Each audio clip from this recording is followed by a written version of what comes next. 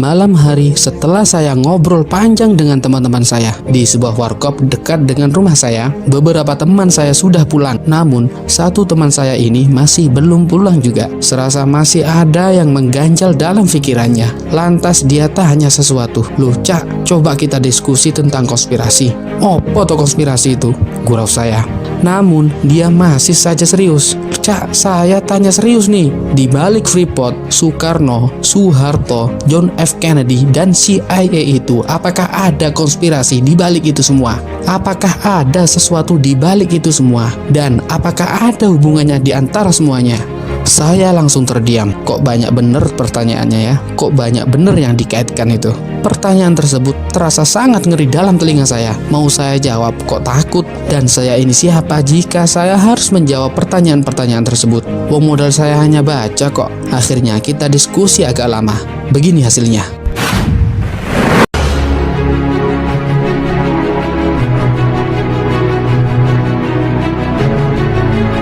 Tambang emas di Papua yang kini dieksplorasi PT Freeport pada awalnya ditemukan oleh 3 ahli geologi asal negara Belanda. Mereka adalah Jean-Jacques Dozy, Aha Collins, dan Frans Wissel.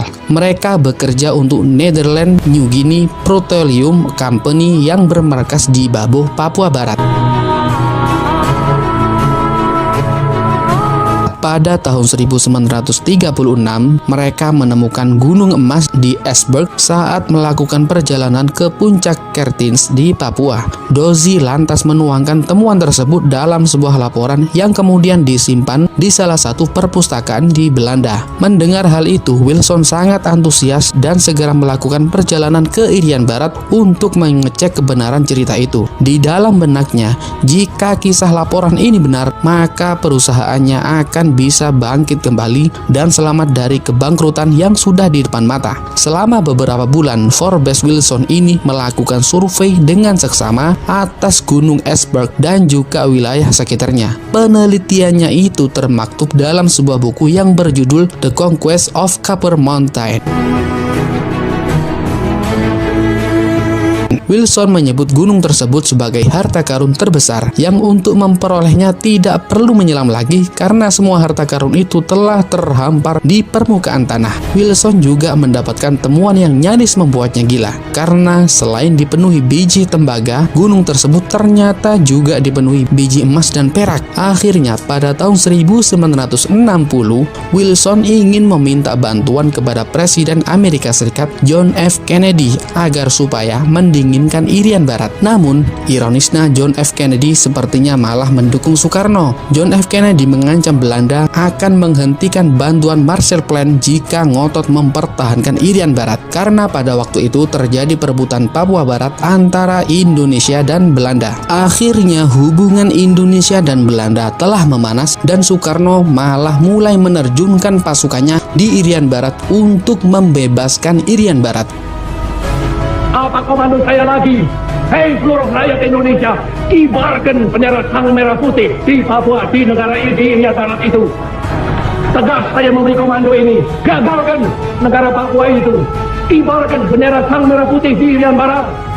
Dan siap sedialah akan datangnya mobilisasi umum.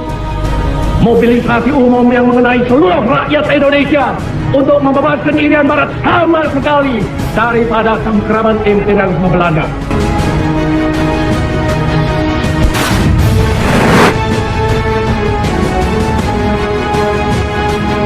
Belanda yang saat itu memerlukan bantuan dana segar untuk membangun kembali negerinya dari puing-puing kehancuran akibat Perang Dunia Kedua, Belanda terpaksa mengalah dan mundur dari Irian Barat. Dampak dari sikap Belanda untuk mundur dari Irian Barat menyebabkan perjanjian kerjasama dengan East Borneo Company mentah kembali. Para pemimpin Freeport jelas marah besar.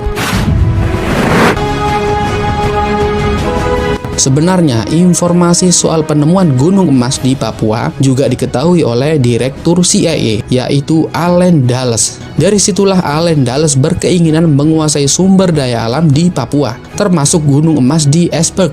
Operasi Dulles untuk menguasai tambang di Papua mulai dilakukan di masa Presiden Amerika Serikat yang pada waktu itu dijabat oleh John F. Kennedy.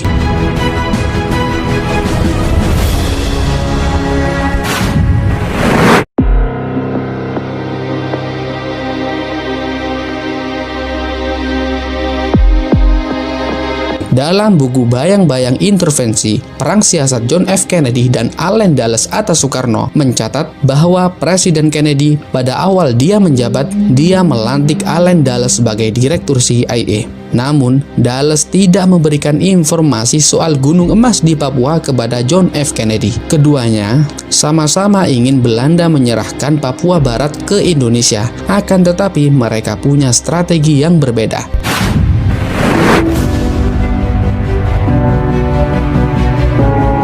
Kennedy ingin bersama Soekarno menjalankan program pengentasan kemiskinan dan pemberdayaan masyarakat setelah Papua Barat menjadi wilayah Indonesia. Namun Dulles tidak sepakat sama sekali. Allen Dulles malah ingin menghentikan rencana John F. Kennedy dan merancang sejumlah strategi. Salah satunya yaitu menghalangi niat Kennedy memberikan bantuan untuk Indonesia.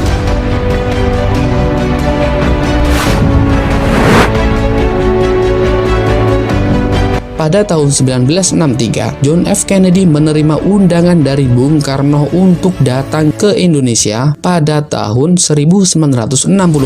Salah satu agenda yang akan dibahas adalah program ekonomi untuk membantu rakyat Papua. John F. Kennedy akan menyiapkan paket bantuan ekonomi kepada Indonesia sebesar 11 juta US dollar dengan melibatkan IMF dan Bank Dunia.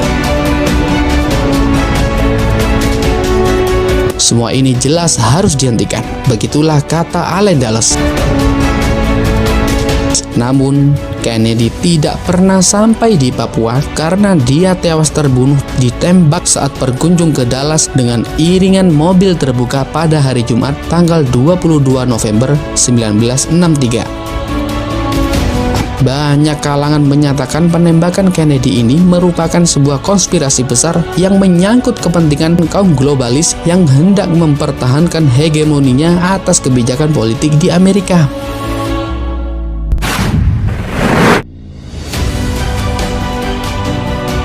Presiden Johnson yang menggantikan John F. Kennedy mengambil sikap yang bertolak belakang dengan pendahulunya. Johnson malah mengurangi bantuan ekonomi kepada Indonesia, kecuali kepada militernya. CIA di bawah Allen Dulles selalu membuat peristiwa-peristiwa politik yang membuat Soekarno tidak bisa mengkonsolidasikan kekuasaannya dan mengurus ekonomi dengan baik. Akhirnya, Dulles menggunakan berbagai upaya untuk menggulingkan Soekarno. Pertanyaannya, kenapa Soekarno harus disingkirkan?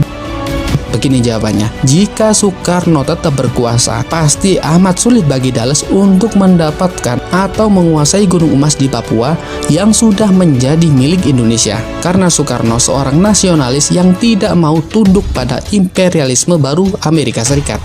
I hate imperialism. I detest colonialism. And I fear the consequences of their last bitter struggle for life. We are determined that our nation and the world as a whole shall not be the plaything of one small corner of the world. Saya berbicara di sini sebagai presiden, pemimpin besar revolusi Indonesia. Allen Dulles sadar jika Soekarno menjadi presiden Indonesia seumur hidup, rencananya menguasai tambang emas di Papua akan gagal. Akhirnya, 2 tahun setelah Kennedy tewas, terjadilah peristiwa G30S atau Gestapo yang menjadi titik awal tumbangnya kekuasaan Soekarno.